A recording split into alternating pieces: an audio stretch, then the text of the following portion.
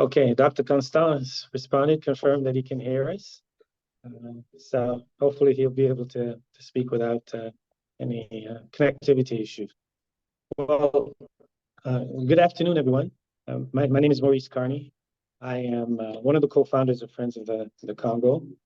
I also currently serve as a organization's executive director. And thank you for joining us for Congo Week. We're in our fourth day. We kicked off Congo Week with a remarkable welcome on the part of First African Church out of Georgia on Sunday, October the 15th. They gave the resounding message of solidarity, message of peace, message of hope for people of the Congo.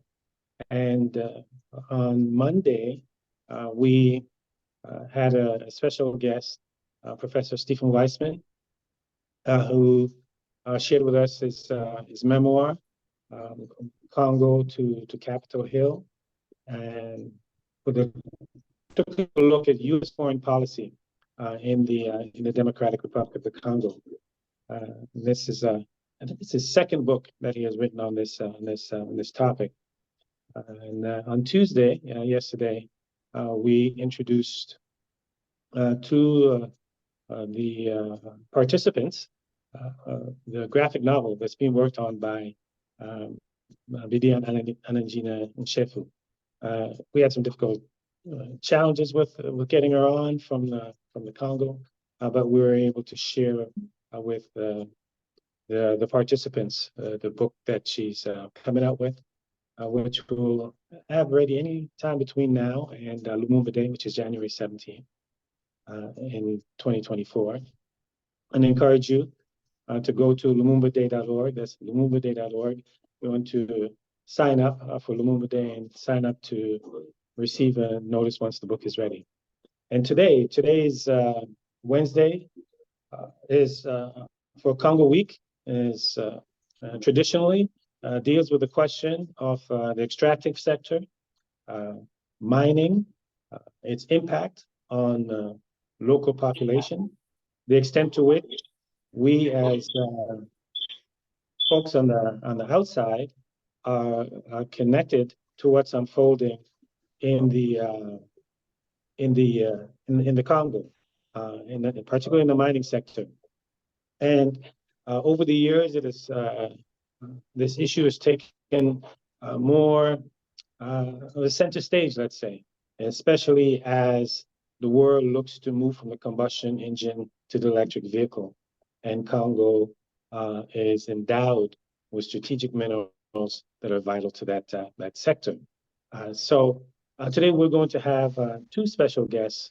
We're going to speak both to the international sector as it relates to work being done on the outside to bring about accountability for actors along the supply chain of the extractive process in the Congo.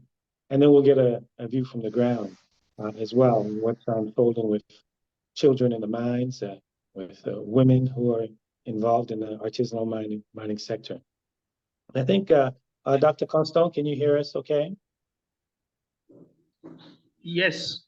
Okay, super. Je vous entends bien. Okay, super. So we're going to start with Dr. Constant Tchandema. He heads up the organization, AfroEuropeen Comite, Comite AfroEuropeen, and he will be speaking to two key issues. One dealing with the miners, children in the mining sector, and the second dealing with artisanal miners. And after Dr. Constant, I will have attorney Terry Collingsworth on to give us an update on what's unfolding with the lawsuit that he's lodged against major tech and auto companies on behalf of children in the Congo. And attorney Collingsworth is with International Rights Advocates. So, Dr. Constant, you have Monsieur Bucas, who's going to translate. So if you'll si vous pouvez parler lentement afin qu'ils puissent traduire pour vous, OK? OK. OK, allons-y. So now we'll Bonjour, get bonjour tout le monde. Hello, everybody. Nous voudrions premièrement remercier Friend of Congo pour l'organisation de cette rencontre. I want to thank the Friends of the Congo for organizing this meeting. Cela permet au moins de pouvoir porter un peu plus haut la voix des femmes et des enfants qui œuvrent dans le secteur minier dans notre pays. This really allows us to share and to help the voice of women and children to be heard in what they are doing in our country. Moi, je me nomme Dr Constant Tchandema. My name is Dr. Constant Tchandema. J'ai plus d'une dizaine d'années de travail avec les enfants et les femmes dans le secteur minier dans notre pays. It's more than 10 years that I'm working with women and children in the mining sector. Quand nous regardons les communautés qui vivent tout autour des entreprises minières dans notre pays, When we look at the companies working, vous pouvez répéter? quand nous regardons les communautés qui vivent à côté des entreprises minières dans notre pays, So when we look at the communities living around the mining companies in our country, nous nous rendons vite compte que ces communautés vivent dans l'extrême pauvreté. we see that these communities are living in extreme poverty. Bien que leurs maisons sont construites au-dessus des grands gisements en cuivre et en cobalt, Although their houses are built over mines of copper and cobalt,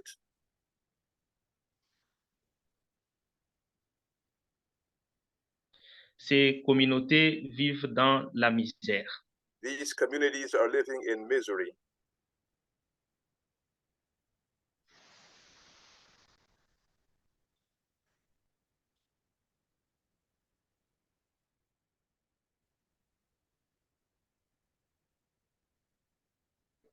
Look, Alors, c'est cette extrême pauvreté qui pousse les enfants à pouvoir se retrouver dans des mines artisanales afin de pouvoir trouver quelque chose pour leur servir. it's because of this extreme poverty that you find these kids working in these mines to alleviate their situation. Et ces enfants, ils travaillent dans des conditions non sécurisées And they are working in conditions that are not safe, et ils sont exposés à de multiples dangers. and they are exposed to a lot of dangers. Et ce qui fait que ces enfants, leur avenir devient de plus en plus sombre. So their future is jeopardized. C'est ainsi que nous avons mis en place un programme au niveau du Comité AfroEuropeen de pouvoir faire sortir ces enfants dans ces mines artisanales afin qu'ils puissent retrouver un chemin de la vie. That's why our organization put in place a program that will help these kids to bring these kids out of these mines so they can have a more normal life. Il en est de même des femmes qui travaillent dans les mines artisanales. Elles travaillent dans les mêmes conditions difficiles, des conditions qui ne sont pas de sécurité, et que nous avons mis en place un programme d'autonomisation des femmes pour permettre à ces femmes de pouvoir quitter ces milieux où elles sont plus exposées. It's the same thing with the women. They are actually working in the same situations. They are not safe, and we have put in place a program for their empowerment. Oui. Parce qu'au niveau des mines artisanales où les femmes travaillent, So in these mines, artisanal mines where these women are working, elles sont confrontées à plusieurs problèmes. they have a lot of problems, several problems. Premièrement, par rapport à la santé, The first one is their health. comme elles n'ont pas assez d'équipement pour pouvoir les protéger, Since they c'est don't have, qu'elles sont exposées. since they don't have the proper equipment for their protection, they are in danger. Et elles travaillent dans des mines où des conditions de sécurité ne sont pas assurées. They work in mines where their safety is not taken into consideration. Et le peu qu'elles gagnent comme revenu ne permettent pas à subvenir à leurs besoins d'une façon globale. And the little income that they are able to make is not enough to answer to their needs. Alors, l'unique voie des solutions serait de pouvoir les aider à quitter ces secteurs d'exploitation artisanale minière vers des secteurs qui peuvent être prometteuses pour leur avenir. So the only thing to do to help them is actually to pull them out of those mines and help them find other activities that are better and can help them. Elles peuvent s'investir dans l'agriculture, par exemple. They can invest in farming, for example. Elles peuvent travailler dans l'élevage, par exemple. They can invest in farming or husbandry, taking care of animals. Mais aussi d'autres activités qui peuvent générer des revenus à leur ménage. But also other income generating activities for their households. Ouais. Ce matin, je venais d'arriver dans une localité qu'on appelle Manono. This morning I arrived in an area called Manono, où se fait l'exploitation du lithium. where they are exploiting lithium. Mais quand j'ai fait juste la ronde de quelques maisons de Manono, When I visited some of the houses in Manono, je me rends compte que les communautés locales n'arrivent pas vraiment à bénéficier de ce qui est dans le sous-sol au niveau de Manono. I observed that the local communities are not able to take advantage of what is under the ground in Manono. C'est là aussi l'opportunité de pouvoir engager des discussions avec les grandes entreprises qui sont impliquées dans la chaîne d'exploitation des différents minéraux. So it was an opportunity. It is an opportunity to have discussions with the big, large mining companies that are exploring the land.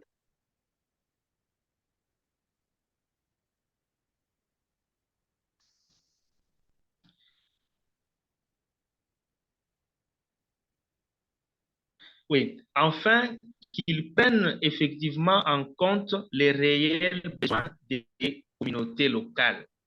So that they can take into considerations the real problems of the local communities.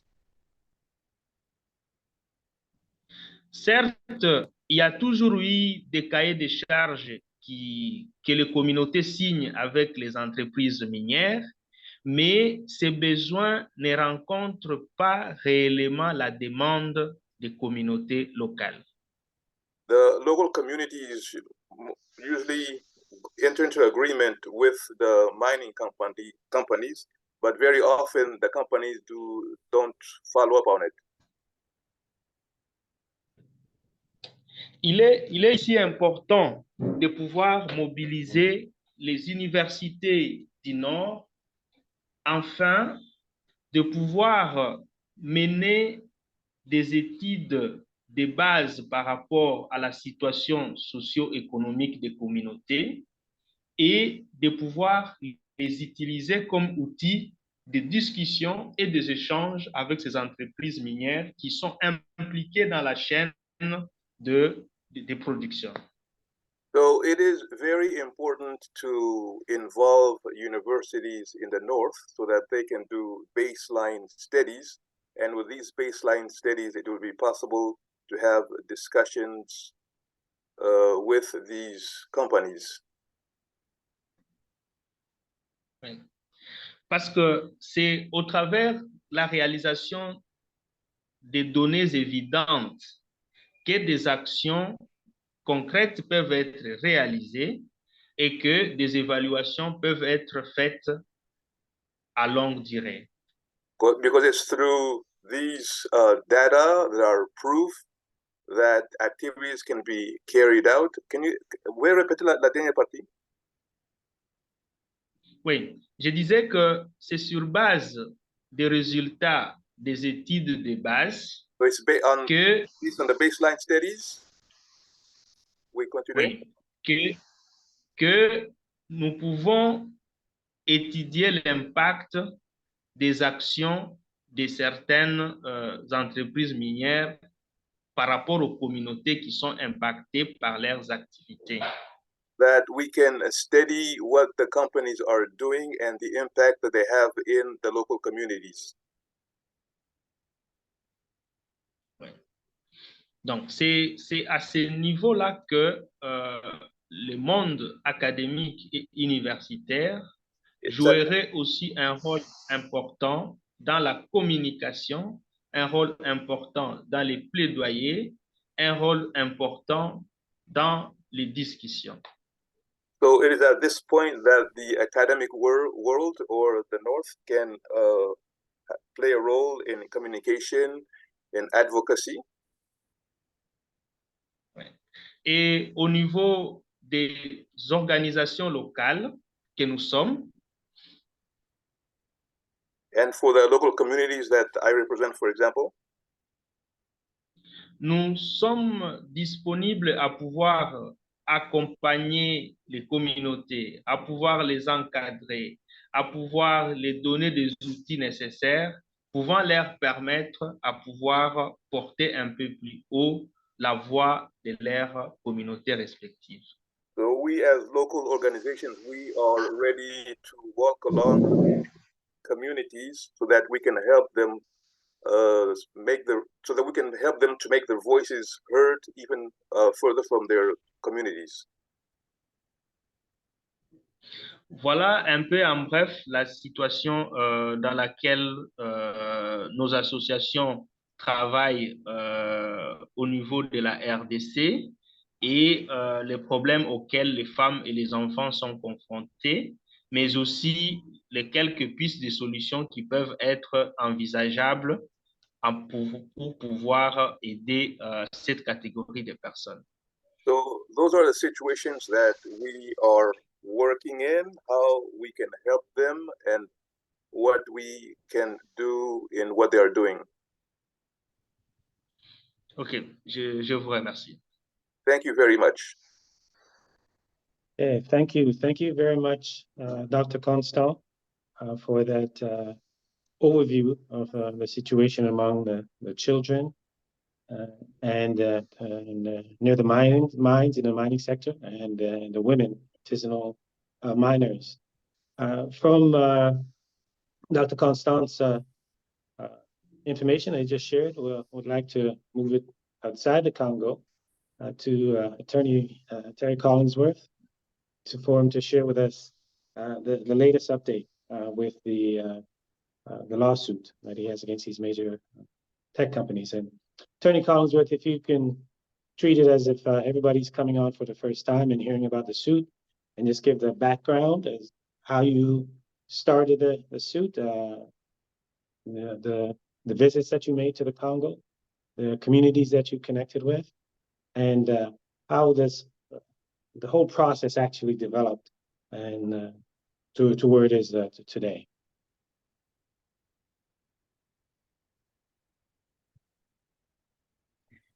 Thank you, Maurice. It's great to see you again. And thanks to Friends of the Congo for keeping this issue alive of the problems facing particularly the miners and the communities in the Congo, which should be the richest country in Africa, but due to the ability to exploit the workers and, let's say, some issues with government, the workers and the people of the Congo are not realizing the benefits of the riches the country possesses.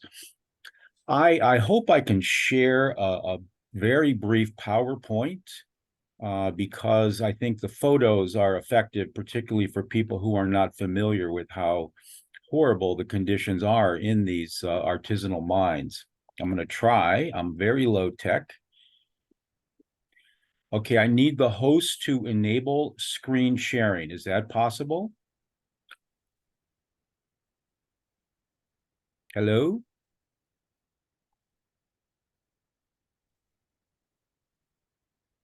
Either Maurice or the Yukon folks, can you? Sure. Yep. Attorney Collingsworth, I think you should be able to share now. Let us know if you are now. Okay. I can. Great. Thank you.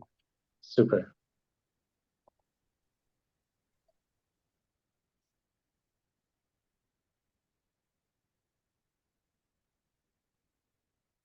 Okay. Can everyone see that now? Yes. I think that for most people, particularly if you have not been following what any of the Congolese groups are doing, particularly Friends of the Congo in promoting the realities, to me at least, I had no idea how bad things were in cobalt mining in the DRC. The companies had been there for quite a while doing exactly what they're doing now, but it wasn't getting a lot of press attention. Amnesty International in 2016 did an excellent report, and there were some articles in The Guardian, but for the most part, it was under the radar. So I'm glad that we're talking about it now, and that we are able to name names and identify the companies that are responsible for this. Let me get back one. The surprising thing, at least to me, was that the leading companies today, the largest companies ever known in the world, companies that are trillion-dollar companies that everyone thinks represent the future and being aware of the world and being social, in fact, are behind the horrors of cobalt mining in the DRC. The defendants in my case that I'm going to tell you about are Apple, Google, Dell, Microsoft, and Tesla. And they claim to be green, right? They're using cobalt, they're using these new technologies to be green. And the EV industry led by Tesla is supposed to be an environmental solution, not an environmental problem. But these modern, magnificent, high-tech companies, they're getting their cobalt from the DRC, where it is mined by children and adults who are literally working under Stone Age conditions. They call them artisanal miners, which is very misleading. It makes it sound like it's a noble profession that goes back hundreds of years of skilled artisans. But artisanal miners just means they're doing it by hand instead of with machines. I'm going to show you some photos of the realities. This is what a typical artisanal cobalt mine looks like. Notice how it's very delicate rock. It's like shale. It crumbles. So it's not like you're tunneling into granite. It's very fragile. That's the word. And notice how there's absolutely no supporting beams, no protective equipment. And this young man is about to climb in there. I'm going to show you some pictures later of my clients, but every single one of them told me in their own words that when they climbed into a tunnel, they know that that tunnel is going to collapse at some point. The only question is it going to collapse while I'm in it? Can you imagine the emotional distress that a child would have to go through every day to climb into a dangerous tunnel, to make $1 or less a day because that child needs to work or they will starve. And the companies know this and they're taking advantage of it. Another dangerous job, these are older men, but I'm illustrating here a dangerous job, which is walking down in the valleys with a bag of cobalt on your back that weighs 75 pounds or more. Some of our clients fell through because there's tunnels underneath these paths, and the roof gave way and they fell through into the tunnels and severely injured themselves. This is sort of a starter job for the younger kids. When the cobalt is brought down, they wash it and then put it back in the sacks. But as soon as any of these kids are judged by one of the others, overseers of the labor, to be old enough to be able to climb into the mine and carry the bags down, they'll get, let's say, promoted to a more dangerous job. Just another picture of a tunnel and a kid about to go in. These kids that they're loading up here can't be more than 8 or 9 years old. These are kids that are loading sort of loose cobalt that they're finding on the ground into bags. We took this picture just because it looked like this was a beam of some sort, but it wasn't. It's just a stick in front of another very, very dangerous tunnel. So I went to the DRC. These pictures were taken mostly by a guy named Siddharth Kara, who has since written a book about conditions in cobalt mining. But he wrote an article in the Guardian newspaper, and then he reached out to me and told me about what was going on in the DRC cobalt mining sector.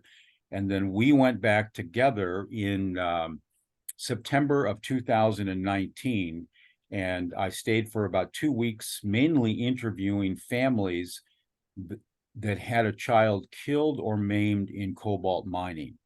It was one of the saddest, most shocking trips I've ever done, and I've been doing this work for over 35 years because how desperately poor these people were and how serious the injuries were, as you'll soon see. But after we did after I got interested, I did some research. These are some of the articles that were available at the time.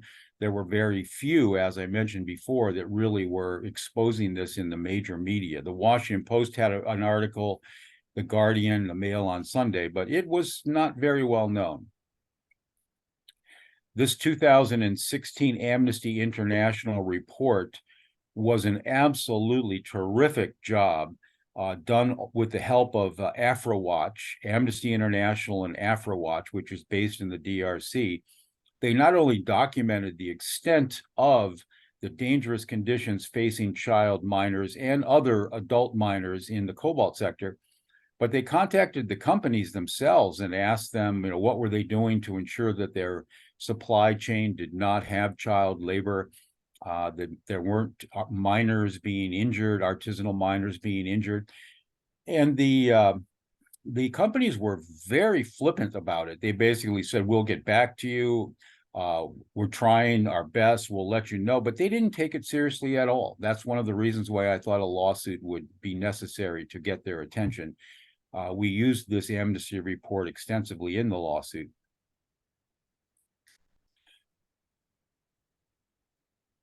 I think a couple of quotes from the amnesty report are important just to emphasize just really how horrible it was. It is widely recognized internationally that the involvement in children in mining constitutes one of the worst forms of child labor, which governments are required to prohibit and eliminate. Amnesty's researchers found kids doing artisanal cobalt mining that is hazardous and likely to harm the children's health and safety. But nothing was really done about it in the sense that the companies did not change their practices. They continued to get their cheap cobalt from the DRC. And I just put here a couple of this is so classic. I've been chasing cocoa companies in West Africa that are using child slaves. been chasing oil companies all over the world. And I really think they have something that I call the multinational playbook, where they compare notes probably within the U.S. Council for International Business for responses to these kinds of exposures. When they get caught red-handed doing something really horrible, what do you say? Well, what the tech companies said, among other things, were, we have no control over our suppliers. We just buy cobalt and don't know the details of how it is mined. We are strongly opposed to child labor. Those were the kinds of just indifferent responses that Amnesty got when they approached these very, very wealthy and powerful tech companies about what was happening in their very own supply chains.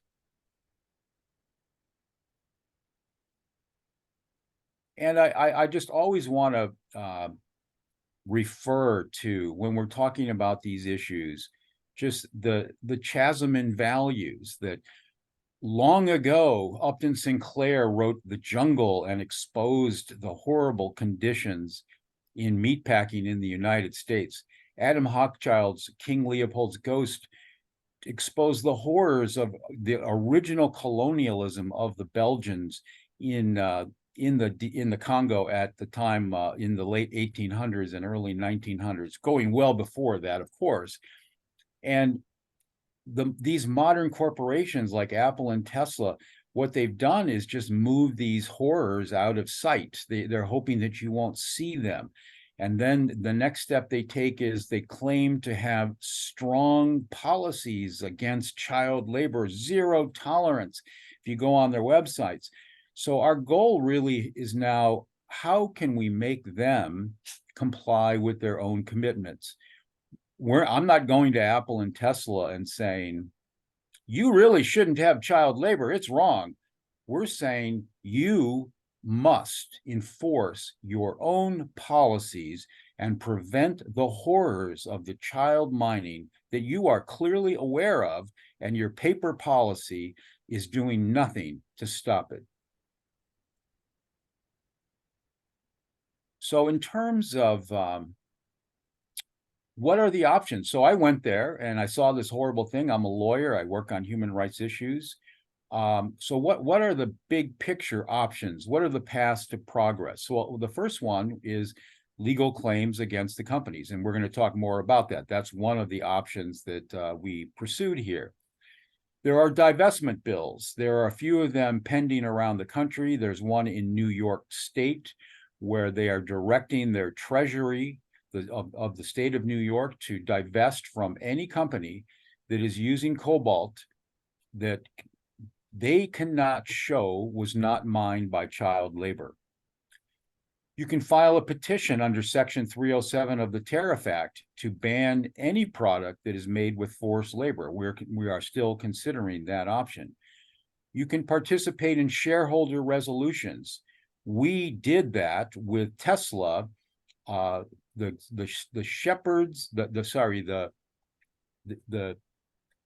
Shepherds of Good Hope, a group of nuns, have a facility in Colwezi, and they're based in New York. They have repeatedly purchased Tesla stock and have introduced shareholder resolutions for the last 3 or 4 meetings to try to get Tesla to adopt a meaningful human rights policy and to identify the problems in their supply chains. So far, Elon Musk has recommended against voting for any such resolution, and that then causes most of his fanboys and the people that buy Tesla stock to vote with him, and those resolutions have not passed. You can work on a public campaign to build consumer pressure to force these companies to use their wealth and their market access and their political power to improve conditions in the DRC for these miners. And that's the sort of thing that Friends of the Congo are working on, to build public awareness of the horrible conditions that are there. And then finally, something we're trying to do ourselves is to try to raise funds to support local groups that can help these children right away. Our lawsuit's going to take a lot of time, But right now, there are injured kids who are not getting health care. They're not getting proper surgery. They're not even getting proper nutrition. So there's a lot of room in the foundation space to jump in and just help these kids directly while everyone argues about what to do in the long run. So I want to now talk about our legal case itself, and I'm going to, I've already mentioned that I went there with Siddharth Kara. I also went with Roger Claude Lewanga, who's a DRC national who teaches at Emory Law School. And we had a really good team that went there.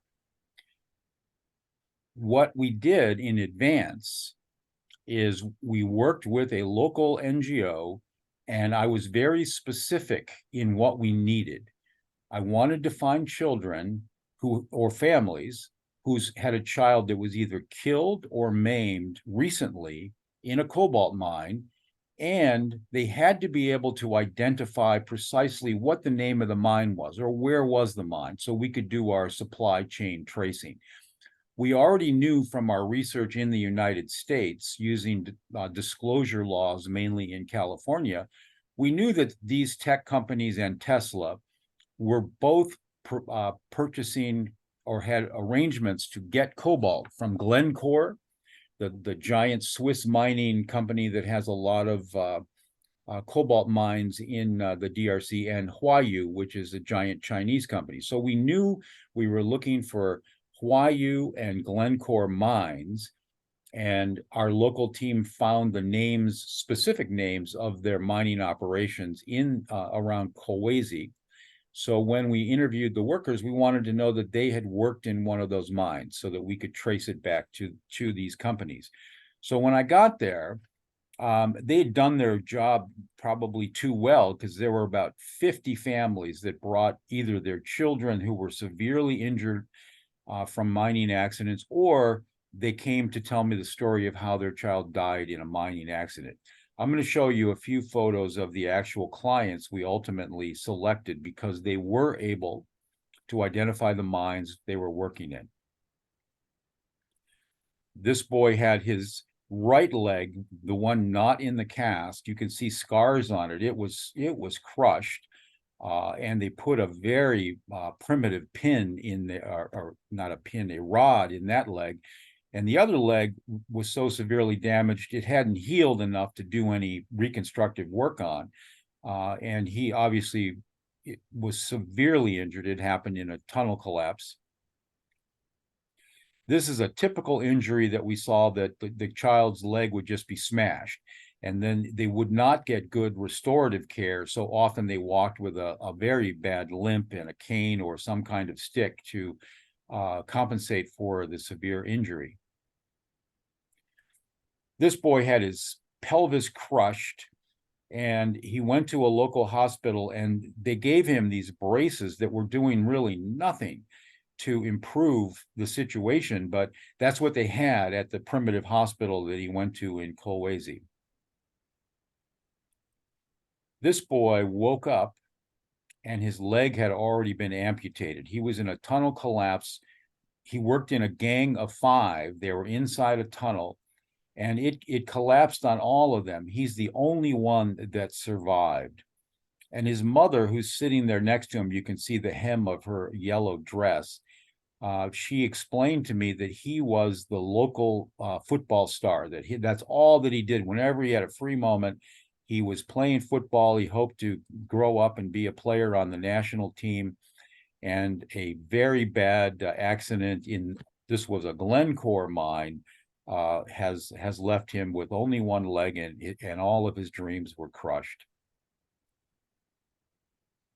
I want to add, in talking about all of the kids, we ultimately picked 16 families. 5 of the children were killed in a mine collapse, and 11 of them were severely injured, including the ones that you've seen here. Not one of them received $1 of medical care, medical assistance from the mining companies where they were working when they were injured. The companies basically just replaced them with more kids the next day and had no legal obligation in their minds or a moral obligation to help these kids. I was so angry about what I saw and the people that I interviewed that I raced back home and drafted a complaint and sued the 5 companies that I mentioned: Apple, Alphabet, / Google, Microsoft, Dell, and Tesla. All of these companies have long-term business relationships with Glencore and or Huayu, where they have secured a steady supply of cobalt. And under our law, which I'm going to briefly explain, that means that they are in a venture with the mining companies themselves, and they are responsible under the Trafficking Victims Protection Act for knowingly benefiting from the forced labor of these children.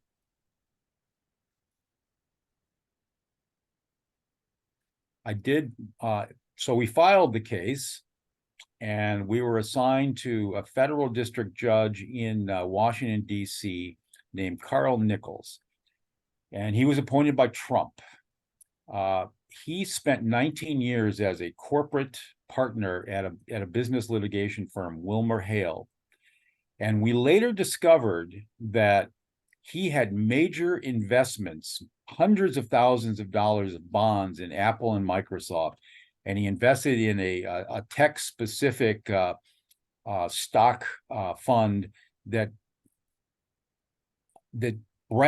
boasted of its major investments in Apple, Tesla, Google, and Microsoft. And he increased those investments after he received the case. So that tainted, we'll later see what he ultimately did to the case. But we filed our case under the Trafficking Victims Protection Act, and we also had common law claims for unjust enrichment, negligent supervision, and intentional infliction of emotional distress. In the court, the companies came in there, even though they claim to the consumers out there that they have strong policies against child labor, that they're able to monitor what's going on in their supply chains all over the world. They came in and basically said to the judge, they just buy cobalt and they have no control over what's happening in the mines. Judge Nichols, as we now know, who owned hundreds and hundreds of thousands of dollars in these companies, he threw out the case and essentially agreed with the companies on all of the points that they made. I'm going to go into some of the sub-issues, but we did file an appeal immediately, and I argued that appeal in the Court of Appeals in the District of Columbia on December 8th, 2022, and we're still waiting for the decision. We had a really good turnout of Congolese people to watch the argument. Everyone, I think, thought that the argument went well and that we won it, but we are very, very nervous that it's taking so long for the decision to issue, that it should have been out by now. But we will keep everyone posted on our website when we do get that decision. If we win the decision, and I think we did, that will allow us to move to the next stage of trial preparation, and we will get discovery from the companies. That means that we will be able to get documents from them, their knowledge, any policies that they have. We'll be able to depose all of the officers and directors of these companies about what they knew about the conditions in these mines and why they haven't done anything about it.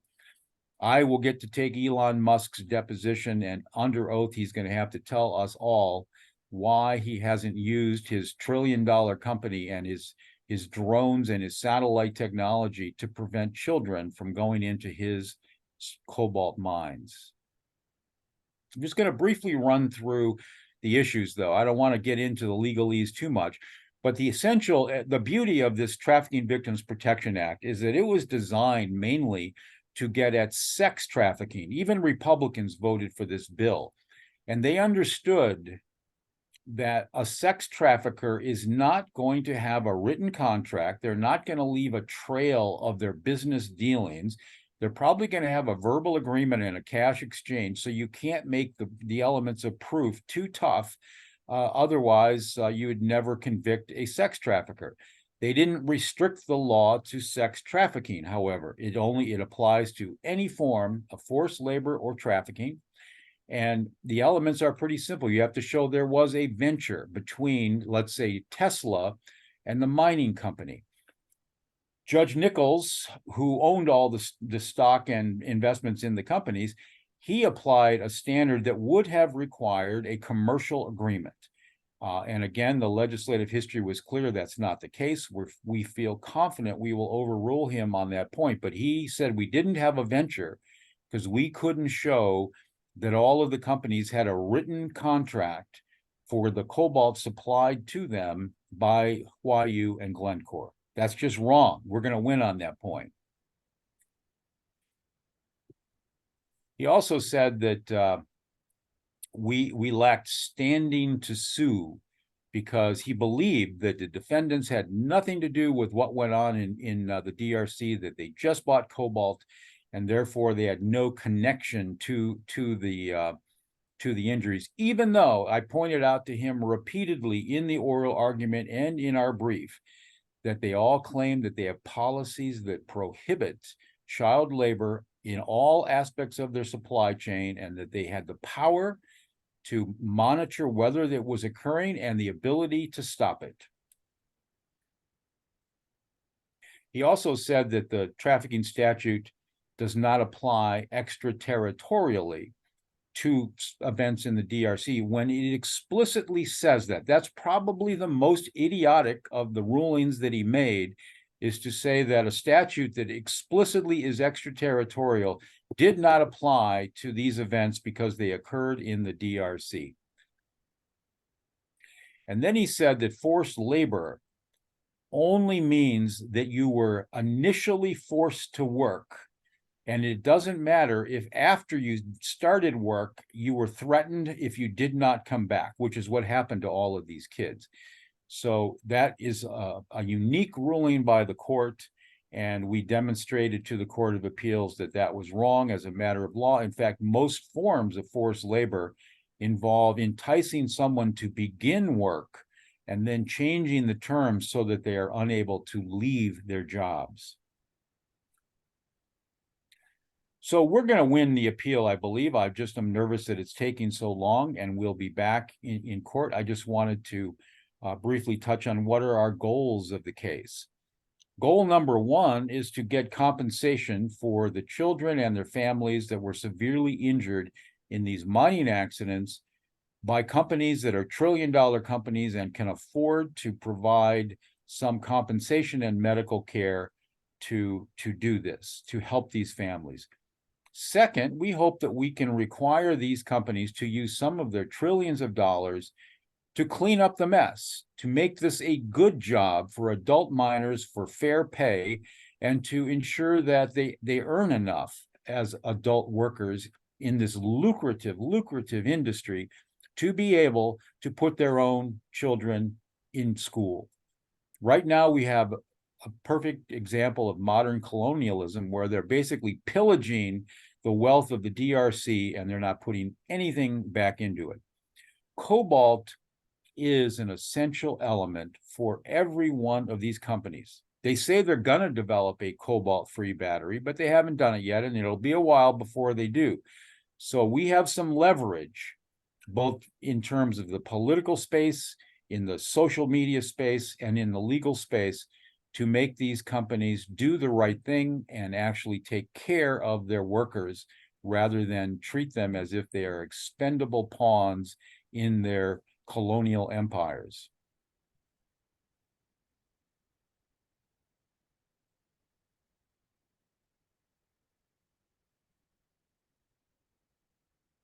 These are some of the other options I talked about that we could pursue, that we are working on pursuing, including the New York law that would be a divestment bill. But I really don't want to bog down in the legalese of this for a more general audience. I did want to share, though, that, for example, Tesla, this is their policy, and they claim that they have zero tolerance for any aspect, including their supply chain of cobalt. And we need to do a better job of ramming those policies down the company's throats. You said you don't have child labor, but you do. What are you going to do about it? And what we ask people to do at a minimum is to go on to our website, and there we have a way for you to directly just click a button, and you're going to contact Apple or any of the other companies, write them a note and say you're not going to buy their products until they stop abusing the children of the DRC. And you can go on our website here and learn more about that. And also, we will keep you posted on the case. December 8th was a long time ago, and I look forward to hearing any day now that we have won. If you do have any other questions or you want to reach out to me, go to our website, and it's very simple to see how you do that. Thanks for your attention, and I hope I didn't get into the weeds too much on the case, but I think it's important for people to understand that we do not have to take the company's word for it. There are things we can do to take action, and given the kinds of horrible things that they are profiting from, we all need to take action. Thank you. Thank you. Thank you very much, Attorney Collingsworth, for a thorough, in-depth presentation. I'm sure the law students at the University of Connecticut appreciate the extent to which you went in depth down the legal path of the case. And I'm sure they have a number of questions for you. And thank you also, Dr. Constant Tchandema, for your presentation earlier on the current situation with the children and the women in and around the mining sector in the DRC. We have a few questions. One that is from Mr. Jim Davis.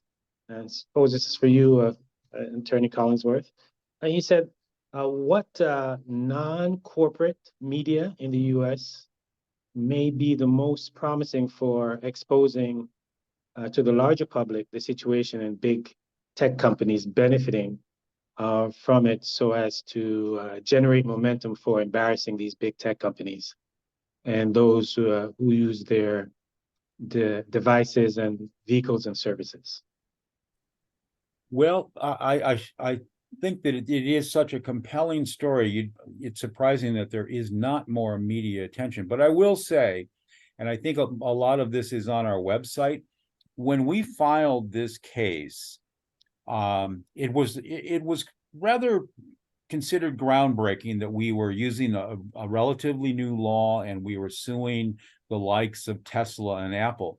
We did get a lot of mainstream press. I was surprised. We were on Fox Business News, and they seemed sympathetic. I was considering not even letting them interview me because it's Fox, but I went on Fox Business News, and they did a great story. I think it's on our website. And CBS News covered it, and the Washington Post. So there was a lot of initial media attention when we filed the case.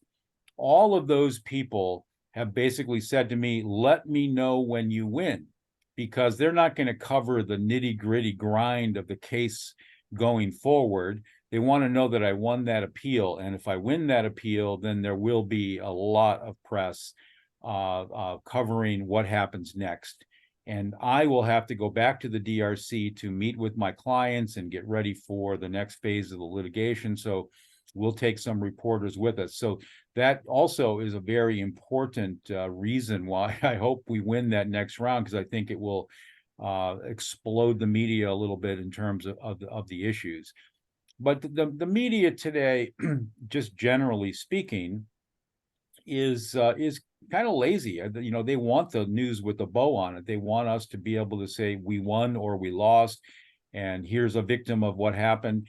And so I'm willing to do that work for them, but I think I have to win this next phase in order to get the kind of media attention that we want.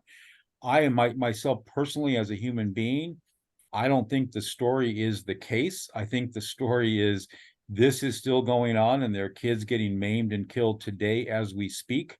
But I think these people in the media feel like, well, that's out there already. That's been told. We need something new and shocking that will get our viewers to pay attention. So the media is very poisoned in that way. So it's disappointing, but I'm trying to address the reality.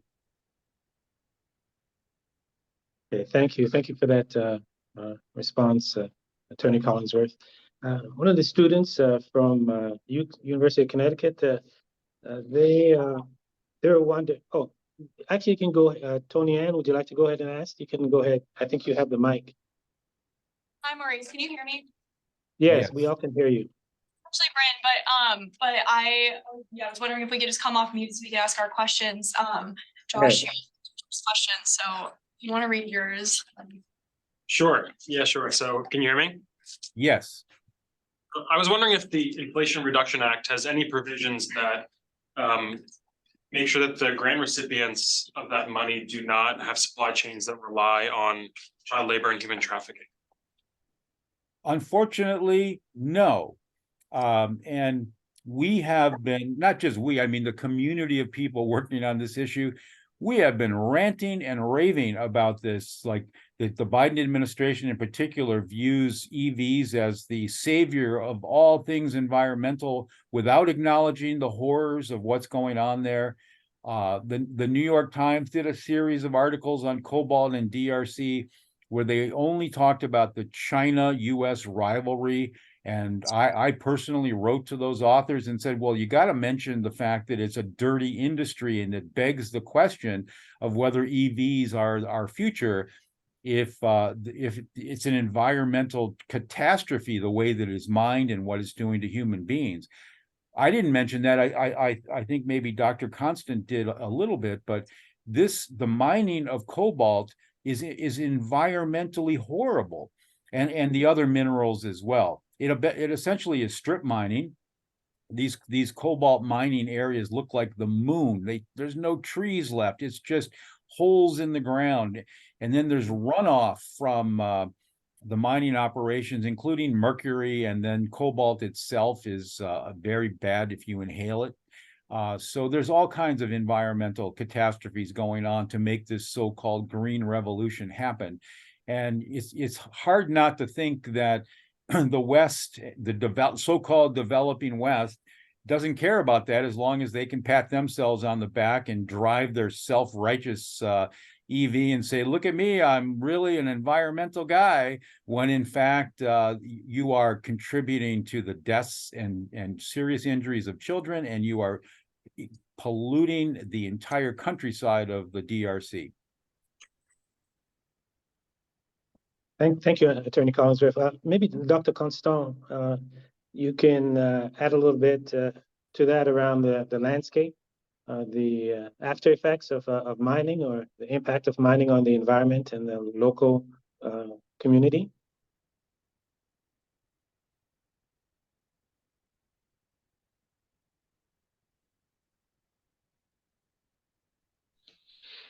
Oui. Pour que nous puissions avoir de l'impact de l'argent au niveau des communautés locales, il est important, premièrement, de pouvoir les associer dans l'identification de leurs besoins réels. Parce que attendez un peu, docteur. Attendez les un peu. communautés locales. Docteur, attendez un peu afin que Boucus puisse traduire pour vous. Boucus, vous êtes là. Yeah, so if we want to have impact, for there to be an impact, we have to first associate the local communities so that they can identify their needs.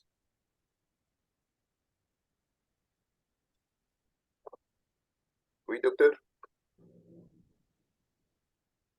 Oui, c'est que il y a plusieurs possibilités de pouvoir associer les communautés locales. We have to associate the local communities.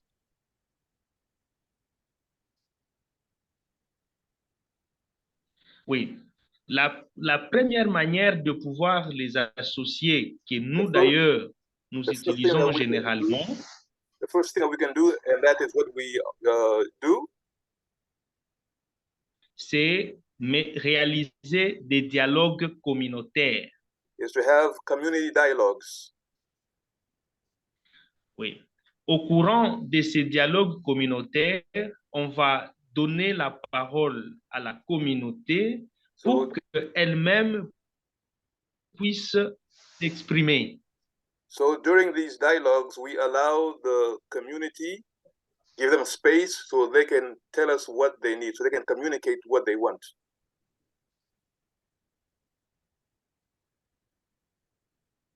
Oui. Et ils vont effectivement lister leurs besoins So they will give et a list ils of their needs, vont mettre en place des organes de gouvernance de leur so they will give a list of what they et ils vont mettre en place les organes de gouvernance de leurs différents projets. and they put in place steering committees of their different projects.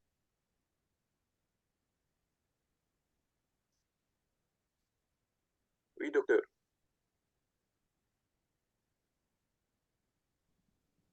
Okay.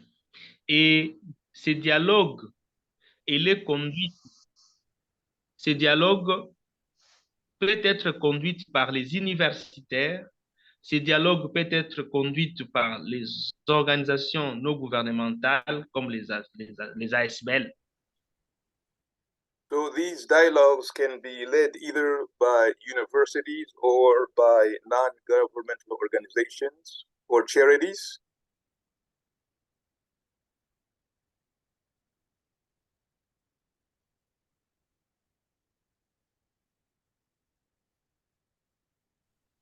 Oui, docteur.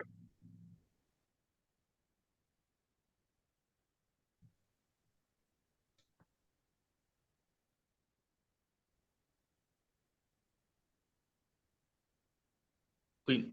Je disais que ces dialogues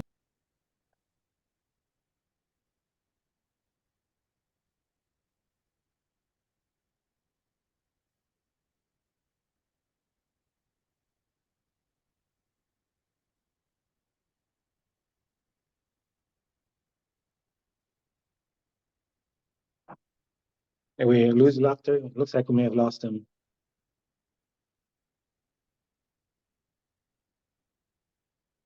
It looks like you may have lost connection. Yeah, we'll circle back. Attorney Collingsworth, there was another question for you as we jump to another question. See if we can get the doctor back. Maurice, after all these years, I wish you'd just call me Terry, please. Oh, okay. Okay. Okay, Terry. Now there was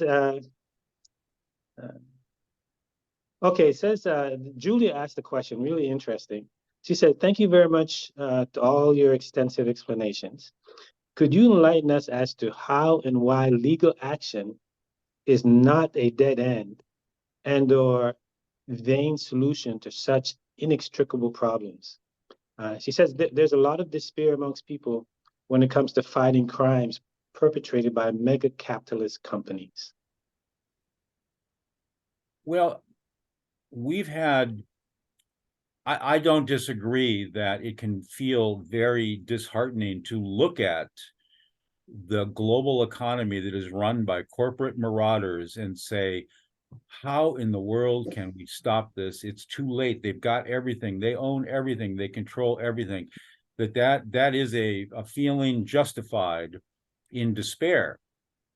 But you have to start somewhere. And so one company at a time or one human rights crisis at a time is one way that at least gives me personal hope and maybe a sense of fulfillment that you can't just despair and say, we can't do anything. I've won enough or settled enough of these big cases against giant corporations to know that it does have an impact, and that other companies have told me directly that they've changed their practices because they didn't want to get sued. Now, it is a very inefficient process. I will tell you one quick story that I went to Aceh, Indonesia in 2001, 22 years ago, and there was a ExxonMobil was there with a giant natural gas drilling facility and a liquefaction plant. And they went out and hired Indonesian military to be their private security force. They privatized an Indonesian military battalion. They murdered and tortured people that lived in that community under the justification that they were suspected of being guerrilla rebels. So that was the fact pattern. I sued ExxonMobil in 2001 on behalf of 11 women whose husbands were murdered by Exxon security force. They fought me and my colleagues for 22 years in court. We went to the Supreme Court. We went to the Court of Appeals. That was a time to get discouraged, but we continued to fight them, and we got a trial date. And about 2 weeks before trial, we settled, meaning that we reached an agreement that was absolutely terrific for our clients and for the situation. So I think the companies sort of count on us not having the tenacity or the willingness to take them on. And we're trying to show them that we'll fight you for 22 years if that's what it takes, but we're not going to quit. We're not going to go away. And at the end of the day, I personally believe we're going to win this Cobalt battle. So I hope I can tell you fairly soon that we're well on the way to doing that. Excellent. Thank you. Thank you. Tony, and one of the students wanted to ask you another question, Terry. Great. All right, and Attorney Collingsworth, Neil, you can go ahead and ask your question. Okay, so hi, I was wondering what are the environmental alternatives for cobalt mining in order to do it more sustainably, just because earlier you mentioned that the earth sort of looks like the moon in that area. Yes. Well, I've looked at the laws of the DRC, and they have fairly decent standard operating procedure, mining health and safety laws and environmental laws.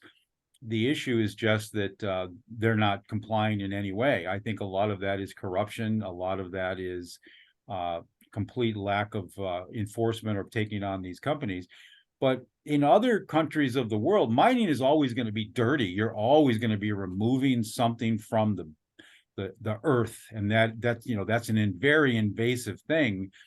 But in other countries, including here, certainly in Germany, there are examples where environmental rules are enforced that require you to replace or repair any natural damage that you cause.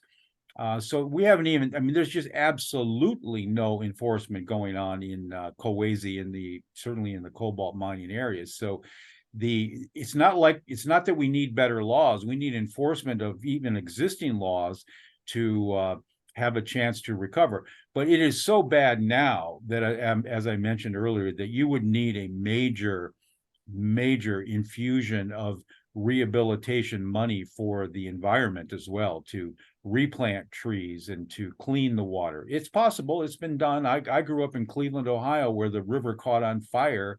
The Cuyahoga River caught on fire when I was a kid because it was so polluted, and now you can fish in it again. It can be done. It's just very expensive.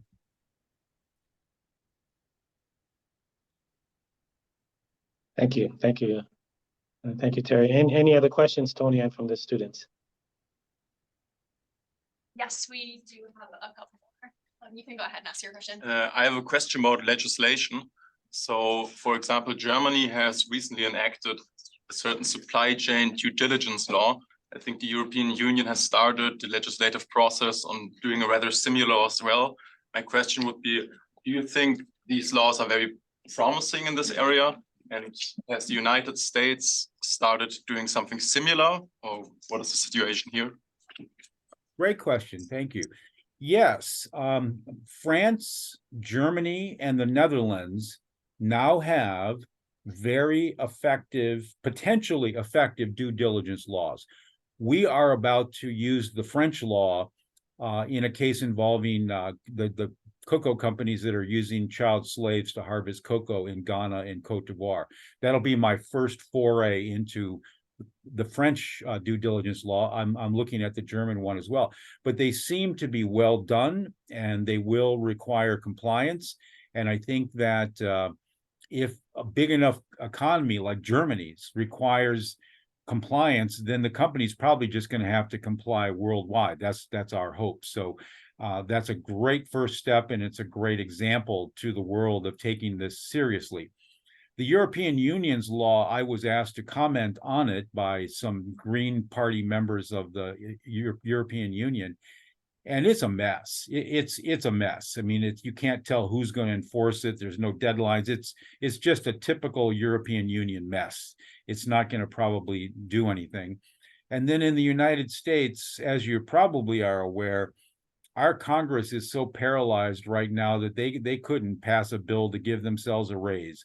I mean, it's hard to be encouraged that we could pass a law here. We need a sweeping change in the legislative balance to have some hope. But believe me, my friends and I have several human rights laws that would make our jobs a lot easier, that if we could get a Congress that would take it seriously, we're ready to introduce.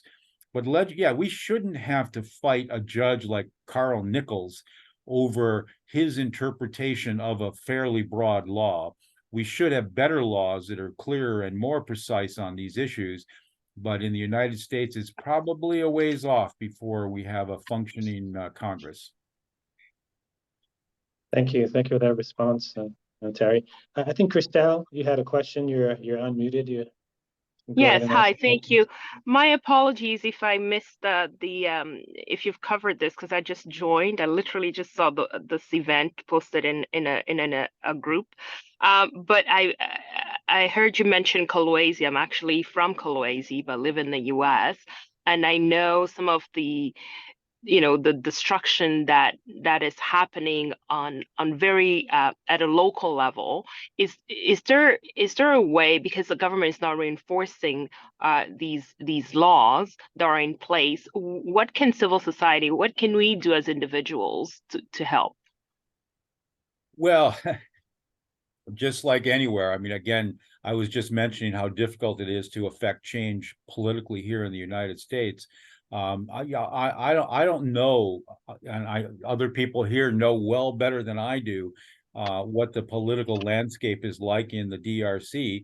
But I do know you're having an election in December, and I'm not hearing that this is an issue that is front and center. I think that this is the opportunity to make these politicians talk about what they're going to do. They might not do it, but this is at least a moment to have that discussion. And I think, though, as I mentioned earlier, and you might not have heard it, that's one source of power. The government, that's a source of power. They have power. They're not using it. And then the other source of power is to go to these companies that are benefiting from the lack of law in cobalt mining. So go to Tesla, Apple, Google, Microsoft, Dell, Glencore, and insist that they take action to clean up their act. And they have the resources to do it. And if more of their customers who probably would be really shocked and offended to know that they are participants in this kind of crime, would stop supporting them. So it's amazing to me that Apple is suffering no harm at the cash register, despite the fact that their phones and computers are powered by blood cobalt. That has to change.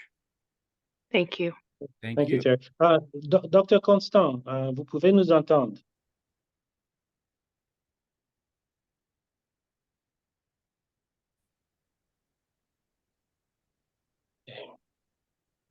He seems to be still not connected. Okay, there was a question about Fairphone that was asked, and let me see if it's still there. It was asked about the viability of Fairphone as an alternative. I don't know if Terry, you're familiar with Fairphone out of Europe. I know that they've worked in securing their supply chain in terms of the phones that they produce. They can trace it right to the source. They're transparent about the working conditions of the workers that produce the phone all the way along the supply chain. But I think the challenge with Fair Phone as an alternative is it's just they're dealing with a phone, and here we're dealing with the entire EV the electronic vehicle sector, and rechargeable batteries, and it's a broader scope than what Fair Phone deals with. So I don't know if you've had any experience in working with Fair Phone, Terry. I have, and I think you're absolutely right, Maurice, that, well, we don't have it here in the US yet, so that's a barrier in itself, but it is a good one of the ways to solve this problem in across all of the product sectors is for somebody to break with the pack. If one company says, all right, we're going to do it the right way, if we could get one computer company, one EV company to say, we're going to do it the right way, I think the market would reward them. But so far, there has not been a major company that has said that they are going to do it the right way. As the earlier questioner noted, Germany, with their due diligence law, that might force BMW or Daimler or both to become compliant and really become a market leader in the best way to do it. It hasn't happened yet, but that would not be surprising to me that they're getting ready to be able to claim at least that they're doing it the right way. Okay, I think we're coming near the end of the session. If no one else, or if the students, any other students have any other questions or any comments from the law students there at UConn, Tony. Maurice, we are actually getting ready to hop off so that we can do the sellout over here. Okay. I think on behalf of all of us, we want to say thank you so much to you, to Dr. Constant, to Attorney Collingsworth, and everyone else who's here for taking time to chat with us today. This has been really informative, and it's a nice break from a lot of our legal studies, which tend to be bogged down in case details. It's good to zoom out and kind of get a feel for what's really going on in the real world. So thank you so much for having us today, and hopefully we'll talk soon. Fabulous, thank you. So thank you, law students at the University of Connecticut, for hosting this event today, and for participating in Congo Week and all the actions that you have taken, those that you're going to take this afternoon and later in the week. And so thank you all for joining us. Terry, just thank you for being so available and coming to speak to the students that we're connected with and the broader community. And we thank Dr. Constant Tchandema from the old Katanga province in the Congo. I know it was challenging for him today. He's traveling a different part of the country. Actually, he's going into an area where there's been large lithium deposits found in Monona. So he's speaking to us from there today. So thank you all, as we encourage you to go to congoweek.org to find out the rest of the activities for this week, and make sure you sign up for our email list and Friends of the Congo, as we'll be reporting actions that are being taken by not only students at UConn, other students, and we have a coterie of high schools as well. We're going to be taking some action. So thank you again for joining us, and have a wonderful day. Thank you all. Thank you for organizing. Appreciate it. Yeah. All right now. Thank you all. Thank you. Thank you.